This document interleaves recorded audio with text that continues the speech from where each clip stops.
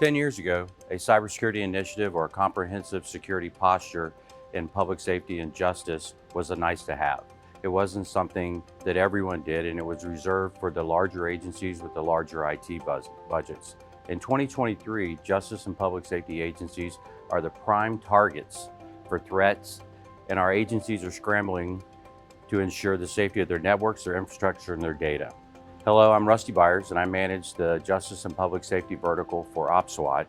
And over the last 20 years, OPSWAT has quietly been busy developing and deploying state-of-the-art products and services to protect critical infrastructure across the globe.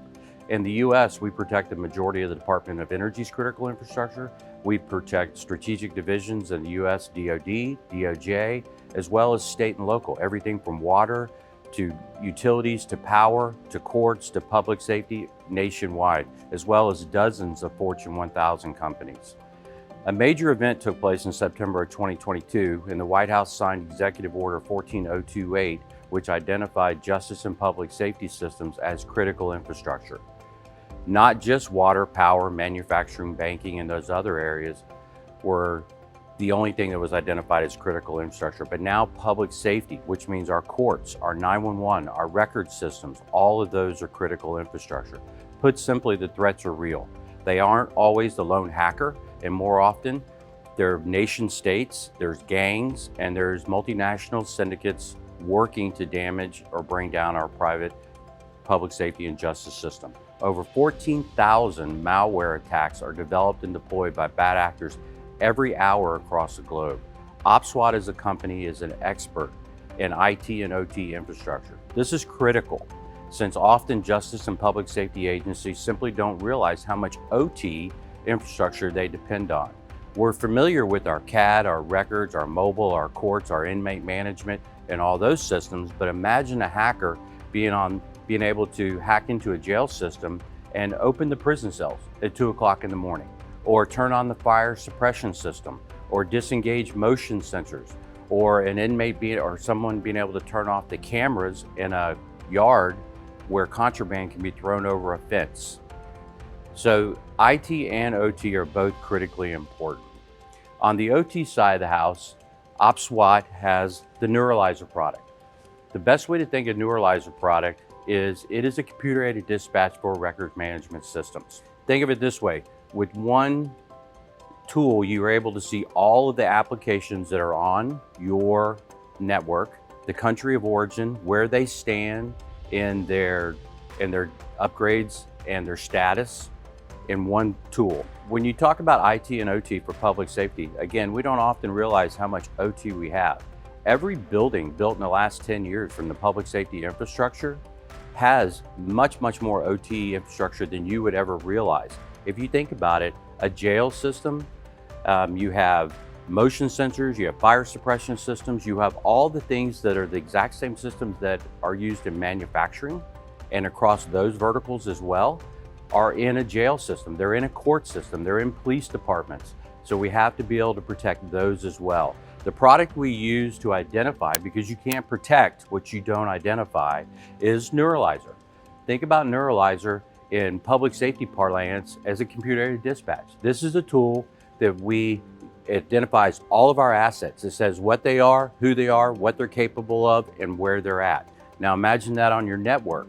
As your network has grown over the years, you've added devices over and over and over. You've added cameras, drones, all these other things, as well as the OT, your valves and your switches and your pneumatic locking systems. All those have been added. The Neuralizer can identify all of those. Placed on the network, within 5 or 10 minutes, it can clearly map that entire thing out. So again, you can manage what you identify, is what Neuralizer does. Another component of the OT side of the house is Vault. Vault is critical because as a software vendor for years, I know that we are constantly pushing updates, modifications, patches, all those to you on the public safety side. Having the vault where those things can go into prior to going into your network is critical, because they're getting multi-scanned by multiple virus engines. They're getting deep CDR, which I'll go into in just a second, as well as we're ensuring DLP, no private information is leaving. So again, Neuralizer and Vault are key on the OT side to protect all of the components of the OT network, which again, we traditionally don't pay that much of attention to in public safety, but we should because it is critical infrastructure. On the IT side, we have multiple products. You got to realize that OPSWAT has over 20 products. And for the public safety vertical, the justice and public safety vertical, we have multiple products to cover a foundational level of support across the board. So on the IT side, you got to think about two different product sets. The first one being Meta Access. I want to protect the devices and ensure compliance with the devices that are trying to access my network. I want to know that they have the latest AV. I want to know they have the right credentialing. I want to know there's not a third-party application loaded on those tools that's going to harm my network once it gets in. Public safety is not a big world for bring your own device, but in the court system and some of the ancillary systems, probation and parole and all that, there are attorneys and there are other people that are bringing their own devices. So again, if they're going to come into your network, you have the right to enforce compliance, and that's where Meta Access comes into play. We're also ensuring against key logging, screen grab, and patch management. We're making sure everything's compliant on that end. The next tool is Meta Defender. So if you think about Meta Access as the device is trying to get in, Meta Defender is actually protecting the castle. That's protecting the core. And what we're doing there is we're bringing a couple different technologies to bear. We're bringing the technology of multi-scanning, being able to bring up to 35 antivirus engines to play to scan all the files coming into your system. The next is deep CDR. When a document comes in, whether it's a HR resume or it's a file for a case coming in from a sister agency, when it comes in, you can scan it. If there's harmful or information there or malware, then we can easily pick that up, take it out, strip it out, and then give you the clean document. Very important. DLP, protecting PII. This is critical in public safety. You don't want confidential informant information leaving. You don't want citizen information leaving. All those things are protected by law. And those three tools working together can eliminate a tremendous amount of threats, vectors into your system. The next thing I want to talk about is kiosk. Kiosk is incredibly exciting for me on the public safety and justice side because oftentimes it's the first line of defense. It's what the device that a civilian or another person from a different agency is coming in, the first thing they're going to deal with.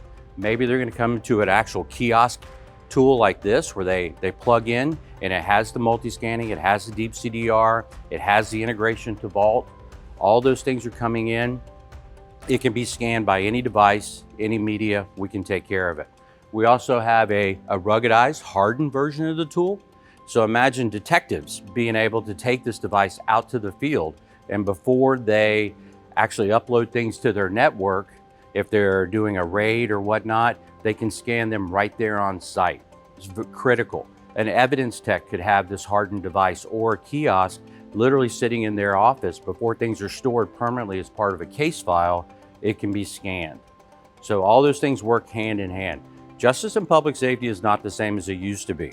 Email, standard everyday business functionality, is just as big a part of justice and public safety as your computer-aided dispatch, your records management, your jail, your EPCR, any of those other systems you use.